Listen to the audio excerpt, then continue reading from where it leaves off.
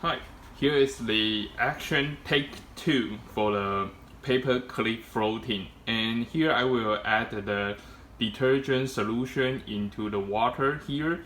So you could see that the paper clip now is floating on the surface of the water.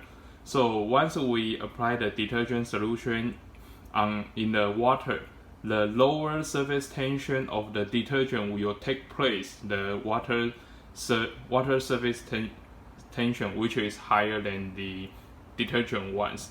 So because I don't have the pipette, so I decide to use this spoon to cure some detergent solution into the bowl of water carefully. So now is the first take.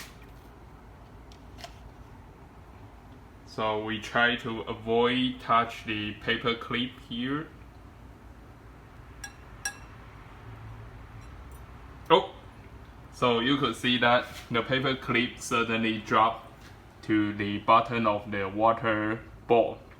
So this is caused by the surface tension being replaced by the lower surface tension from the detergent